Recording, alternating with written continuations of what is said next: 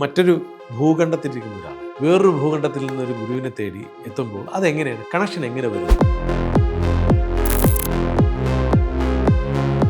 എന്നോട് പറയുന്ന കണക്കാണ് തോന്നുന്നത്. പിന്നെയും വിചാരിച്ചു ഗുരുവായൂരപ്പൻ എനിക്ക് വേണ്ടി പറയുന്നതാണോ. അന്ന് ഞാൻ ആ സമയത്ത് ആലോചിച്ചു, ഇദ്ദേഹത്തെ ഒന്ന് കാണാൻ പറ്റിയിരുന്നത്.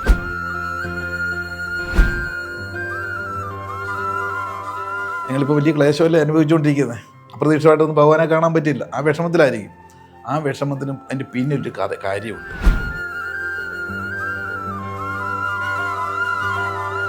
ഇവരെല്ലാവരും ഭഗവാനെ എന്ന് പറഞ്ഞ് പൊടിമരത്തെ നോക്കി തൊഴുകയാണ്.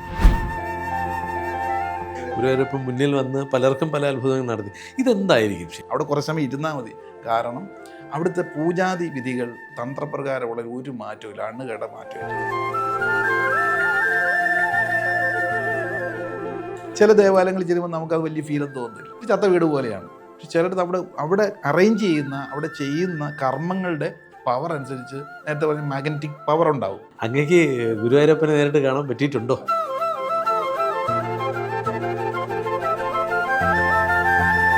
എൻ്റെ പേര് അച്യുതൻ ചെവിനി. അദ്ദേഹം അകത്തുനിന്ന് ഇറങ്ങി വന്ന് ബാക്ക് സൈഡിൽ വെയിറ്റ് ചെയ്തിരിക്കുന്നു. എന്നെ കണ്ട് വന്ന് പരിചയപ്പെടുകയാണ്. എനിക്ക് ഓർമ്മ വന്നു. എന്താ പറയുന്നത്, ഞാനെല്ലാം കാണുന്നുണ്ട്. സാർ നമസ്കാരം. നമസ്കാരം. ഇന്ത്യയിൽ ഇപ്പം കുംഭമേളയൊക്കെ വന്ന സമയത്ത് ഒരുപാട് വിദേശികൾ വിദേശികൾ ഒരുപാട് പേര് വന്നു. അതുപോലെ ഇത്തരം അങ്ങേപ്പുറമുള്ള ഒരുപാട് ആചാര്യന്മാരെ കാണാൻ വിദേശികൾ പലരും വരുന്നു. ഇപ്പം നമ്മൾ ഓൺലൈൻ സംവിധാനങ്ങൾ സുലഭമായത് കാരണം എല്ലാ ദിവസവും ഈവനിങ് മിക്കവാറും അങ്ങ് തിരക്കിലായിരിക്കും.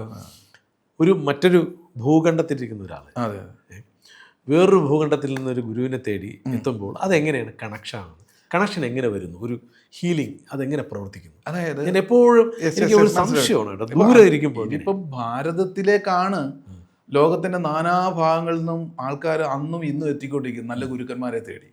ഭാരതം എന്ന് പറഞ്ഞാൽ ഭാവരാഗ താളലയം എല്ലാത്തിൻ്റെയും ഈറ്റില്ലം എന്ന് പറയുന്നത് ഭാരതമാണ്. വിദ്യ തേടിയ ആൾക്കാരെത്തുന്നതും ചികിത്സ തേടിയ ആൾക്കാരെത്തുന്നതും സുഗന്ധവ്യഞ്ജനങ്ങൾ, കച്ചവടത്തിന് അല്ലെങ്കിൽ വിദ്യാഭ്യാസത്തിന് നല്ല ഗുരുക്കന്മാർ ലോകത്തിൻ്റെ ഏത് കോണിൽ നിന്നും ഒരു കപ്പൽ പുറപ്പെട്ടാൽ അവസാനം വന്നടിയ ഭാരതത്തിലായിരിക്കും. അന്ന് തൊട്ട് നമ്മുടെ ആർഷഭാരത സംസ്കാരമാണ്, ഋഷി പരമ്പര സംസ്കാരമാണ്. ഇവിടെ കിട്ടാത്ത മറ്റെങ്ങും കിട്ടില്ല. പക്ഷെ അതുകൊണ്ടാണ് വിദേശികളൊക്കെ പലപ്പോഴും ഈ ആശ്വാസം തേടി അന്നും ഇന്നും ഭാരതത്തിലോട്ടാണ് വരുന്നത്. വിദേശത്തുള്ള ഒരു ഗുരുക്കന്മാരുടെ പുറകെ അങ്ങോട്ട് പോകാറില്ല. എത്രയോ ആൾക്കാരാണ് ഓരോ നമ്മുടെ ആശ്രമങ്ങളിലും മാടങ്ങളിലേക്ക് വരുന്നത്. അവർക്ക് ഉള്ളുകൊണ്ട് മനസ്സമാധാനം ഇല്ല.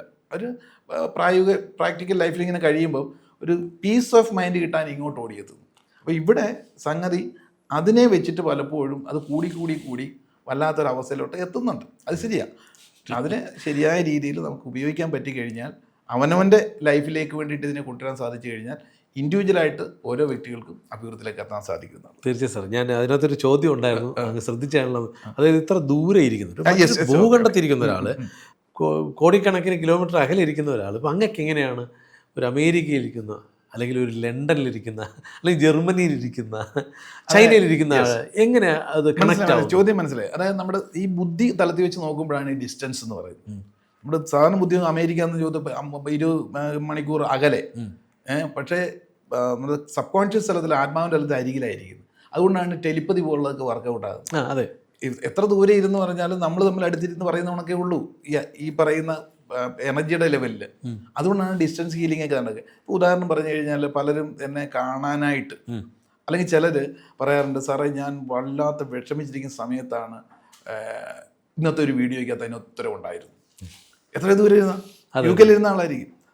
എന്നെ നേരിട്ട് പോലും കണ്ടിട്ടില്ല. അവർ റെഫറൻസ് പറയുന്നത് വെച്ച് കഴിഞ്ഞാൽ, സാറ് ഞാൻ ഇന്നലെ മുതൽ വിഷമിച്ചുകൊണ്ട കാര്യത്തിൽ ഉത്തരം ഇന്നത്തെ വീഡിയോയ്ക്കകത്തുണ്ടായിരുന്നു. അതെങ്ങനെ കിട്ടിയെന്ന് ചോദിച്ചാൽ, അപ്പോൾ ഈ ദൂരം, ദേശം, കാലം എന്നൊക്കെ പറയുന്നത് നമ്മുടെ സാമാന്യ ബുദ്ധിയിൽ മാത്രമുള്ളതാണ്. അതിനതീതമാണ്, ദൂരകാലദേശങ്ങൾക്ക് അതീതമാണ് മനസ്സുകൾ തമ്മിലുള്ളൊരു ട്രാൻസ്ഫോർമേഷൻ എന്ന് പറയുന്നത്. അത് അരികിലാണ്. അപ്പോൾ പലരും ഒന്ന് സങ്കല്പിച്ചാൽ മതി, മറ്റേ ആൾ ചിലപ്പോൾ അങ്ങേറ്റത്ത് ഇങ്ങോട്ട് വിളിച്ചെന്നിരിക്കാം. ഇതെല്ലാം ഈ സങ്കല്പ ശക്തിയുടെ ഒരു ഇതാണ്. ഇപ്പോൾ ഈ അടുത്ത സമയത്ത് തന്നെ എൻ്റെ ഒരു അനുഭവം പറയുന്നത്, ഞാൻ ഈ ഏകാദശിക്ക് ഗുരുവായൂർ ക്ഷേത്രത്തിൽ, എനിക്ക് അവിടെ അപ്പാർട്ട്മെൻറ്റ് കിട്ടും. അവിടെ കാരണം 2 ദിവസമൊക്കെ അവിടെ കൺസൾട്ടേഷൻ ഉണ്ട്. അപ്പം ഭയങ്കര തിരക്കാണ് ഏകാദശിയിലൊന്നും. പക്ഷെ അന്ന് രാത്രി മുഴുവൻ നട തുറന്നിരിക്കുകയായിരുന്നു. ത്രൂ ഔട്ട് ആൾക്കാർ ഇങ്ങനെ കയറി. പിറ്റേ ദിവസം രാവിലെ ദ്വാദശിക്ക് നട അടച്ചു. കാരണം പകൽ മുഴുവൻ ശുദ്ധിയാണ്. പിന്നെ തലേദിവസം കാരണം അന്ന് ദർശനമില്ല. പിന്നെ വൈകിട്ട് 4-5 മണിക്ക് തുറക്കുള്ളൂ. ഇതറിയാതെ പലരും ദൂരെ നിന്നൊക്കെ വരുന്നുണ്ട്. അപ്പം ഞാൻ ക്ഷേത്രത്തിൽ അന്ന് രാവിലെ തലേദിവസം വൈകിട്ട് തൊഴുതു, അന്ന് രാവിലെ ഒന്ന് കറങ്ങി വന്ന സമയത്ത് ഒരു പറ്റം അമ്മമാർ, ഒരു 10-12 പേരുണ്ടാവും. അവർ അവിടെ ഇരിപ്പുണ്ട്, കുറേ പേരുണ്ട്. അതിലൊരാൾ ഓടി ഇങ്ങോട്ട് വന്നിട്ട് പറഞ്ഞു, അയ്യോ സാർ ജയപ്രകാശ് സാറല്ലേ? അതെ, ഞങ്ങൾ ചെന്നൈയിൽ നിന്ന് വരുന്നൊരു ഗ്രൂപ്പാണ്, ഒരു നാരായണീയ ഗ്രൂപ്പ് കണ്ടത്. ഇപ്പം ട്രെയിനെ ഞങ്ങൾ രാവിലെ വന്നപ്പം സാറിൻ്റെ ഒരു വീഡിയോ കണ്ടു, ആദ്യമായിട്ടാണ് കണ്ടു കഴിഞ്ഞപ്പോൾ തൊട്ട് ഞാൻ ബാക്കിലോട്ട് ബാക്കി നോക്കുന്നത് ഒരുപാട് ആശ്വാസം കിട്ടിക്കൊണ്ടേയിരിക്കുന്നു. എന്നോട് പറയുന്ന കണക്കാണ് തോന്നുന്നത്. പിന്നെയും വിചാരിച്ചു ഗുരുവായൂരപ്പൻ എനിക്ക് വേണ്ടി പറയുന്നതാണോ? അന്ന് ഞാൻ ആ സമയത്ത് ആലോചിച്ചു, ഇദ്ദേഹത്തെ ഒന്ന് കാണാൻ പറ്റിയിരുന്നെങ്കിലും, കാണാൻ പറ്റും, അവരുടെ മനസ്സുകൊണ്ട് തോന്നിയതാണ്. അങ്ങനെ ചിന്തിച്ചു കുറേ സമയം ഇരുന്നു. അത് കഴിഞ്ഞാ ഇപ്പം എൻ്റെ മുന്നിൽ കൂടെ നടന്നു വരും. ഇതെന്താ കഥ എന്ന് ചോദിച്ചാൽ, ഇത് ഈ പറയുന്ന സംഗതി അവരുടെ മനസ്സിലെ വാണ്ടറിങ്, അത് കോസ്മിക്കിലൊക്കെ പോകുന്നത്. നമ്മളിവിടെ ഒരു ഉപകാരം, നമ്മളിതൊന്നും അറിയുന്നില്ലല്ലോ. അവരുടെ ആവശ്യമാണ് ഓരോ സാഹചര്യങ്ങളെ കണക്ട് ചെയ്യുന്നത്, നിമിത്തങ്ങൾ പോലെ എന്ന് പറയും നമ്മൾ. അപ്പോൾ അത്ഭുതപ്പെട്ടു പോകും.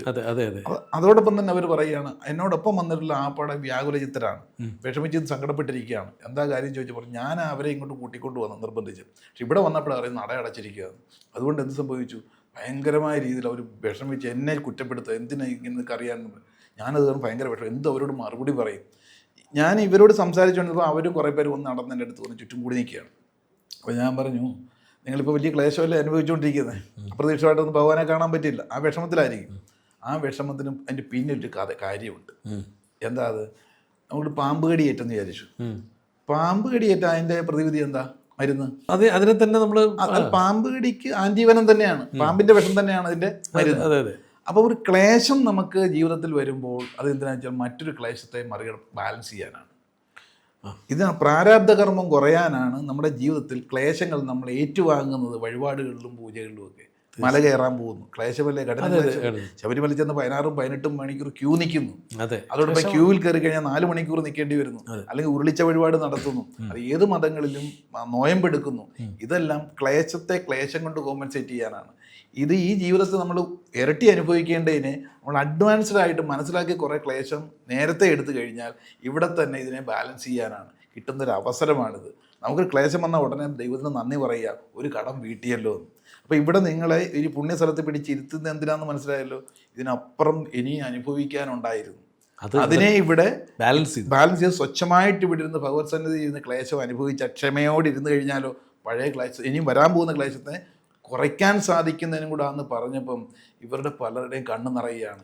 ഇത് പറഞ്ഞത് ഞാനല്ല, അകത്തുനിന്നൊരു ശക്തി എന്നിലൂടെ പ്രവർത്തിച്ചു. ആ ശക്തിക്ക് നേരിട്ട് ഇറങ്ങി വന്ന് പറയാൻ പറ്റില്ല, നിങ്ങൾ വിഷമിക്കേണ്ട, നിങ്ങൾക്ക് ഒരുപാട് അനുഭവിക്കാനിരുന്നവർ ഇത് ഇവിടെ കൊണ്ട് കുറേ ഞാൻ ഒതുക്കി തരികയെന്ന് അദ്ദേഹത്തിന് ഇറങ്ങി വന്ന് പറയാൻ പറ്റില്ല. പക്ഷെ അതിന് ആരെയെങ്കിലുമൊക്കെ സമയമാകുമ്പോൾ ഇടപെടുത്തും. ഈ ഒരു സത്യം കുറച്ച് സമയം കൊണ്ട് മനസ്സിലായപ്പം ഇവരെല്ലാവരും ഭഗവാനെ എന്ന് പറഞ്ഞ് പൊടിമരത്തെ നോക്കി തൊഴുകയാണ്. ഇതാണ് സത്യം പറഞ്ഞാൽ നടക്കുന്നത്. ഇപ്പോൾ എവിടെയാണെന്ന് പറഞ്ഞാലും ദൈവത്തെ കാണാൻ പറ്റില്ല, പക്ഷേ ഇടപെടലുകൾ ഉണ്ടാവും. സാർ അങ്ങത് പറഞ്ഞുകൊണ്ട് ഗുരുവായൂരപ്പൻ്റെ ഒരുപാട് അത്ഭുതങ്ങൾ ആളുകൾക്ക് ഗുരുവായൂരപ്പൻ മുന്നിൽ വന്ന് പലർക്കും പല അത്ഭുതങ്ങൾ നടത്തി. ഇതെന്തായിരിക്കും ശരിക്കും? ഞാൻ ഇപ്പോൾ ഈ നമ്മൾ സൂക്ഷ്മവും സ്ഥൂലവും ഒക്കെ പറയുന്ന കാലഘട്ടമാണ്. അങ്ങയുടെ നിൽക്കും എനിക്കതേ പറയാൻ പറ്റുള്ളൂ.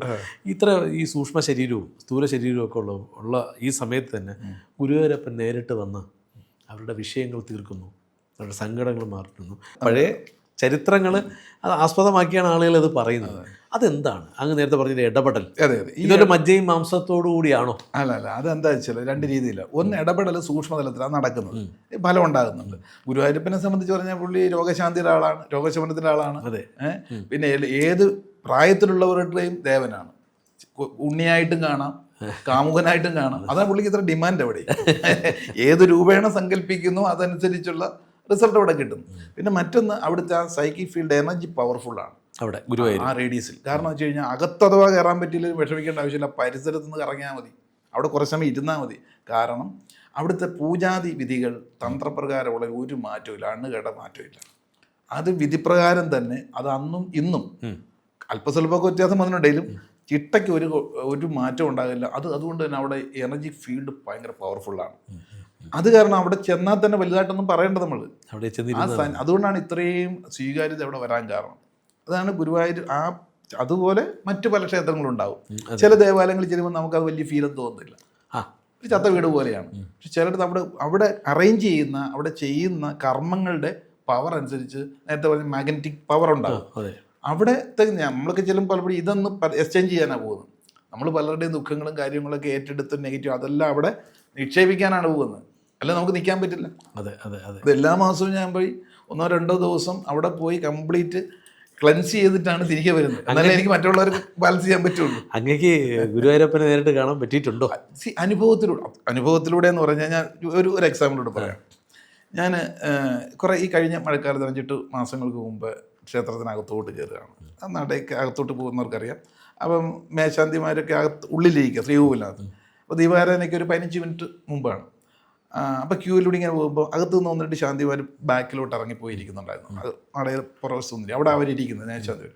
അപ്പോൾ ഞാനിങ്ങനെ നടയിൽ നിന്ന് തൊഴുതിട്ട് തിരികെ ലെഫ്റ്റ് സൈഡിലൂടെ വന്ന് ഗണപതിയുടെ തൊഴുത് ആ മേശാന്തിമാരറ്റിക്കുന്നത് പ്രസാദം മേടിക്കാൻ നിൽക്കുമ്പോൾ ആ പ്രാവശ്യം കഴിഞ്ഞ ടൈമിൽ മേൽശാന്തി ആയിട്ടുള്ള ആൾ അദ്ദേഹം പതുക്കെ അവിടെ എണീറ്റിട്ട് അദ്ദേഹം അകത്തുനിന്ന് ഇറങ്ങി പോകുന്നത് ഞാൻ കണ്ടായിരുന്നു. അദ്ദേഹമാണെന്ന് എനിക്ക് അറിയില്ല, മേൽശാന്തിയാണ്, ഒരുപാട് ശാന്തിമാരുണ്ട്. അദ്ദേഹം വന്നിട്ട് എന്നോട് ചോദിച്ചു, അങ്ങേക്ക് എന്നെ മനസ്സിലായെന്ന് ചോദിച്ചു. ഞാൻ മുഖത്തോട്ട് നോക്കുമ്പോൾ നല്ല പരിചയമുണ്ടല്ലോ തിരുമേനി എന്ന് പറഞ്ഞു. എൻ്റെ പേര് അച്യുതൻ തിരുമേനി എന്നാണ്. അച്യുതൻ തിരുമേനി എന്നാണ്. ഈ ടൈമിൽ ഭഗവാൻ അനുവദിച്ചു മേൽശാന്തി ചെയ്യാനാണ്. അങ്ങയുടെ ഈ സെക്ഷൻ ഞാൻ അവിടെ വന്ന് അറ്റൻഡ് ചെയ്യുന്നുണ്ട് കോവിഡിൻ്റെ സമയത്ത്. ഒരുപാട് സയൻറ്റിഫിക് ആയിട്ടുള്ള കാര്യങ്ങൾ ഞങ്ങളുടെ തന്ത്രവിദ്യാപീഠത്തിൽ പഠിക്കുന്നതിൻ്റെ പിന്നിലുള്ള സയൻസൊക്കെ എനിക്ക് ഒരുപാട് മനസ്സിലാക്കി. അതുകൊണ്ട് തന്നെ ഇപ്പോൾ എനിക്കിത് പൂജിക്കുമ്പോഴൊക്കെ എന്തെന്നില്ലാത്തൊരു ആഹ്ലാദമുണ്ട്. ചെയ്യുന്നതിൻ്റെ തത്വം പറഞ്ഞ് ചെയ്യുമ്പോൾ ഒരുപാട് മാറ്റവും ഒരുപാട് ആൾക്കാരെ ഞാൻ അങ്ങയുടെ അടുത്തോട്ട് വിട്ടുകൊണ്ടിരിക്കുന്നുണ്ട് ഞാൻ. അപ്പോൾ ഇടയ്ക്കിടയ്ക്ക് ഒരാളിങ്ങനെ വിളിക്കാറുണ്ട്, ഞാൻ അച്യുതനാണ് സാറേ ഇന്ന ഇവിടെ വിളിച്ചിട്ട്. അദ്ദേഹം ഒരു സ്കൂൾ മാസ്റ്ററുമായിരുന്നു, റിട്ടയർ ശേഷം നമ്മൾ പഠിക്കുന്നത്. അപ്പം പലരും ഞാൻ വിട്ടുകൊണ്ടിരിക്കുന്നുണ്ട്. ഞാനപ്പോൾ അത് ശരി, ഇടയ്ക്കിടയ്ക്ക് ഒരാളിങ്ങനെ വിളിക്കാറുണ്ട്, പലരും വിടുന്നുണ്ടെന്നൊക്കെ പറഞ്ഞ്. കൊള്ളാം, പരിപാടിയൊക്കെ ഞാൻ കാണാറുണ്ട് ചാനലിലുമൊക്കെ. ഇപ്പോഴും ഞാൻ പലരെയും അങ്ങോട്ട് വിട്ടുകൊണ്ടിരിക്കുന്നുണ്ട്. ഇത് കേട്ടപ്പോൾ ഇതിൽ നിന്ന് പെട്ടെന്ന് എനിക്ക് കത്തിച്ചതെന്നറിയോ, ഇത് ഇദ്ദേഹമല്ല പറയണേ. ഞാൻ നടയിലൂടെ നടന്നു വരുന്ന കണ്ടുകൊണ്ട് അദ്ദേഹം അകത്തുനിന്ന് ഇറങ്ങി വന്ന് ബാക്ക് സൈഡിൽ വെയിറ്റ് ചെയ്തിരിക്കുന്നു. എന്നെ കണ്ട് വന്ന് പരിചയപ്പെടുകയാണ്. എനിക്ക് ഓർമ്മ വന്നു, എന്താ പറയുന്നത്, ഞാനെല്ലാം കാണുന്നുണ്ട് പരിപാടി. ഞാൻ ഇപ്പോഴും ആൾക്കാരെ വിട്ടുകൊണ്ടിരിക്കുന്നു എന്ന് പറയുമ്പം എന്നെ തേടി വരുന്നവരോടെല്ലാം ആദ്യം ഞാൻ തൊഴുതുകൊണ്ടാണ് മനസ്സിൽ കാണുന്നത്, പ്രപഞ്ചം വിട്ടിരിക്കുകയാണ്, ദൈവം എൻ്റെ അടുത്തോട്ട് വിട്ടിരിക്കുകയാണ്. അപ്പോൾ അവർക്ക് ഞാൻ എന്താ എന്ന് പരിചയപ്പെടുത്തലാണ് എൻ്റെ ജോലി. തീർച്ചയായും ഒരു മീഡിയമാണ് ഞാൻ. അപ്പോൾ അതിന് ഈ ജന്മം ഒരു മനുഷ്യായുസ് തന്നതിന് ഉടനെ നമ്മൾ നന്ദി പറയരുത്. ശരിയാ, അങ്ങായതുകൊണ്ട് ഇത് കൃത്യമായ ഒരു സയന്റിഫിക് ആയിട്ട് പറഞ്ഞു. ഇത് മറ്റാരെങ്കിലും ആയിരുന്നെങ്കിലും മിക്കവാറും ഗുരുവായൂരപ്പൻ ഞാൻ തന്നെ എന്ന് പറഞ്ഞാൽ അതാണ് ഇവിടെ വരുന്ന കുഴപ്പത്. ഇപ്പം ഇതൊക്കെ നിമിത്തങ്ങളിലൂടെ മനസ്സിലാക്കി എടുക്കുമ്പോൾ ഉറപ്പായിട്ടും നമ്മൾ ഇത് ചിലതൊക്കെ നിമിത്തങ്ങളാണ്. ആ നിമിത്തങ്ങളിലൂടെ ഇത് കണക്ട് ചെയ്ത് നോക്കുമ്പോഴേ നമ്മുടെ ഉദ്ദേശം, ജീവിത ഉദ്ദേശം എന്താണെന്ന് മനസ്സിലാവുള്ളൂ. അതുകൊണ്ട് തന്നെയാണ് എനിക്ക് തോന്നുന്നത് എൻ്റെ ഹീലിങ്ങിനകത്ത് ഒരുപാട് റിസൾട്ട് വരുന്നത്. അദ്ദേഹം തെരഞ്ഞുവിടുന്ന, അല്ലെങ്കിൽ പ്രപഞ്ചം, ഗുരുവായൂരപ്പനെന്നോ അള്ളാഹുവെന്നോ ക്രിസ്തു എന്ന് പറഞ്ഞാലും എല്ലാം ഒന്നാണ്. അതെ അതെ. അവര് നിർദ്ദേശിച്ച് വിടുകയാണ് ഞാൻ ആരാണ് എന്ന് പരിചയപ്പെടുത്താൻ. എന്നിട്ട് ഞാൻ പറഞ്ഞു തരുന്ന രീതിയിൽ അവരോട് പറയൂ. അതുകൊണ്ടാണ് ഇത്ര റിസൾട്ട് കിട്ടുന്നത്. തീർച്ചയായും നമ്മൾ ആ ഇതും സ്പിരിച്വാലിറ്റി അങ്ങനെ ചില സയൻറ്റിഫിക് ആയിട്ടും സ്പിരിച്വലായിട്ടും കൂടെ ചെല്ലുമ്പോഴാണ് ആൾക്കാർക്ക് ഇതിൻ്റെ യാഥാർത്ഥ്യം, വിശ്വാസികളെ ഉറപ്പുള്ളവരാക്കി മാറ്റുക. വിശ്വാസമല്ല, അതിനുള്ള ഉറപ്പാണ്. ഉറപ്പാണ്.